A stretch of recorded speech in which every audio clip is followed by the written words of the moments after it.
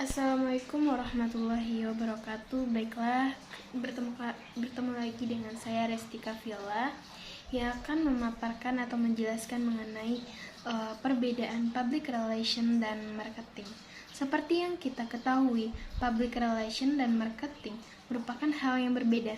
Namun, saat ditanya apa saja perbedaannya, terkadang dapat kesulitan untuk menjelaskan dalam mengartikulasikan bagaimana setiap peran berkontribusi pada kesuksesan perusahaan.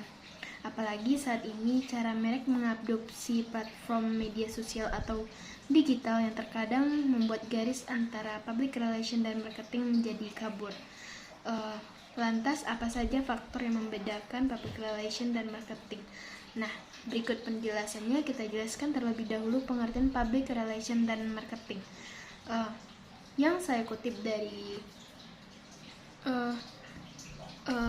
public relation itu atau The British Institute of Public Relations atau IPR, yang mendiskusikan public relation sebagai upaya terencana dan berkelanjutan untuk membangun dan memelihara niat baik dan saling pengertian antara organisasi dan publiknya. Sedangkan marketing yaitu tindakan atau bisnis dalam mempromosikan atau pemasaran dalam menjual produk atau layanan, termasuk riset pasar dan periklanan. Dari kedua penjelasan di atas, singkatnya saja kita dapat melihat suatu perbedaannya, yaitu public relation ini difokuskan pada menjaga dan menciptakan reputasi positif untuk perusahaan secara keseluruhan. Sedangkan marketing atau pemasaran difokuskan pada mempromosikan dan menjual produk tertentu. Ada beberapa hal yang membedakan public relation dan marketing. Dengan mengetahui apa yang membuat keduanya berbeda, dapat membantu dalam membuat dan mengembangkan kampanye public relation dan marketing dengan hasil yang diharapkan lebih baik. Nah, berikut perbandingannya. Yang pertama, yaitu fungsi. Kedua industri tersebut memiliki fungsi yang berbeda. Fungsi public relation adalah membangun hubungan yang menguntungkan dengan publik utama organisasi, sedangkan marketing merupakan tentang mempromosikan dan menjual produk atau layanan, termasuk riset pasar dan periklanan yang bertujuan untuk menghasilkan penjualan langsung. Yang kedua, target audience. Strategi public relation dan marketing menargetkan audiens yang tentunya berbeda. Target public relation adalah menciptakan dan mempertahankan citra perusahaan atau merek melalui pengelolaan saluran komunikasi yang positif antara perusahaan dan pemangku kepentingan. Marketing mencoba untuk mencapai pendapatan langsung. Tim marketing menjangkau konsumen dan membuat mereka berpikir, percaya, atau melakukan tindakan yang berfokus pada penjualan. Pada dasarnya ini tentang menjual produk atau layanan di dalam marketing tersebut. Nah, yang ketiga, metrik kesuksesan. Baik profesional public relation dan marketing mengukur keberhasilan kampanyenya mereka melalui setelah penerapan strategi. Strategi public relation dan marketing menggunakan metrik yang berbeda untuk mengukur keberhasilannya. Profesionalnya, public relation menentukan kesuksesan melalui hubungan yang saling menguntungkan yang telah mereka bangun dengan publik. Sedangkan kampanye marketing yang sukses akan menjadi kampanye yang memenuhi sasaran penjualan dan menghasilkan laba serta ROI yang tinggi.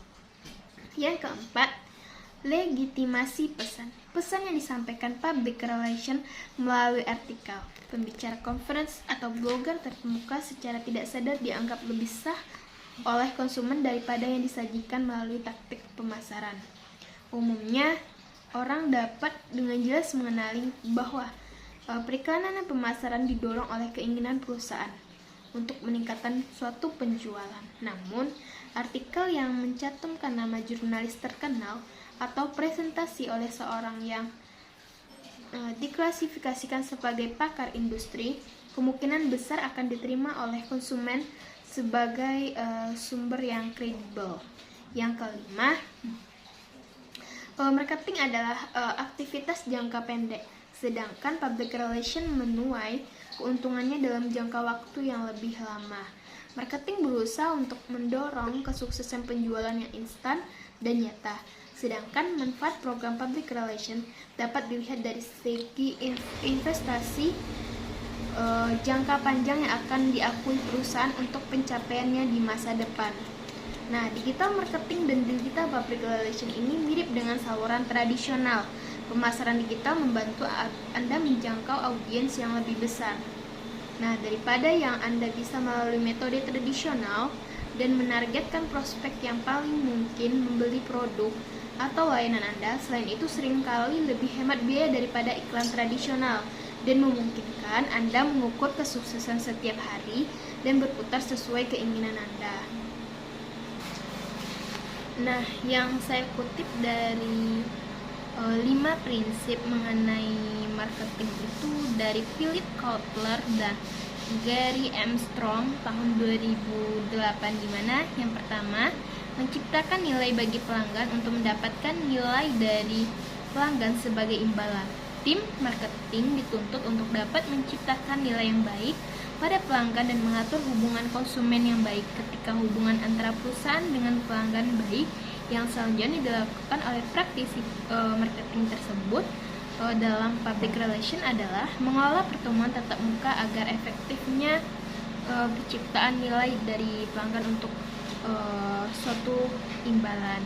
Yang kedua, membangun dan mengelola nilai dari suatu merek. Positioning yang baik dari suatu merek dapat memberikan dasar untuk membangun hubungan dengan pelanggan. Maka dari itu, praktisi marketing harus bisa membangun positioning merek yang kuat dan mengelola dengan baik. Yang ketiga, mengelola laba dalam pemasaran untuk mendapatkan kembali nilai. Untuk mendapatkan nilai dari pelanggan sebagai imbalan, maka praktisi marketing harus pandai mengukur dan mengelola laba investasi pemasaran mereka. Yang keempat, memanfaatkan teknologi pemasaran baru. Perkembangan digital marketing dan berbagai teknologi baru lainnya secara dramatis mengubah teknik pemasaran. Selain itu, ia juga mengubah cara berkomunikasi dengan pelanggan. Jika hal ini dimanfaatkan dengan baik, maka pemasaran secara digital dinilai lebih efektif karena bisa menjangkau lebih banyak orang. Yang kelima, pemasaran dengan cara bertanggung jawab secara sosial dan dapat diterima secara global. Perkembangan teknologi memudahkan kita untuk menjangkau berbagai individu di berbagai wilayah di dunia, sehingga jangkauan pemasaran juga semakin meluas. Untuk itu, praktisi pemasaran harus bisa memasarkan produk atau jasa dengan cara yang bertanggung jawab dan dapat diterima secara global. Sinkronisasi public relation dengan prinsip marketing yaitu seperti yang sudah dijelaskan sebelumnya tentang prinsip marketing bahwa penting untuk membangun customer relation yang baik. Prinsip pemasarannya mengedepankan hubungan dengan customer diaplikasikan dengan cara yang dilakukan oleh praktisi public relation. Customer relation atau disebut juga dengan marketing relation adalah proses hubungan perusahaan dengan pelanggan. Disinilah letak sinkronisasi antara humas dengan prinsip pemasaran. Dengan adanya customer relation atau marketing relation, perusahaan menjadi lebih fokus pada konsumen atau pelanggan, yakni klien yang berhubungan langsung dengan jasa atau produk yang ditawarkan oleh perusahaan. Perusahaan juga perlu menekankan komunikasi pemasaran yang baik dalam praktek marketing relation atau customer relation. Dalam hal ini, praktisi public relation dan marketing saling bekerja sama. Lebih tepatnya, praktisi public relation ini berada di bawah kendali marketing atau subordinasi. Selain itu, terkadang marketing juga merangkap pekerjaan lain seperti menerima keluhan konsumen, menjelaskan petunjuk keselamatan dan instruksi penggunaan produk dan perbaikan produk. Sekian hanya itu yang dapat saya sampaikan pada pertemuan kali ini mengenai perbedaan marketing dan public relation serta prinsip marketing dalam praktek public relation. Wassalamualaikum warahmatullahi wabarakatuh.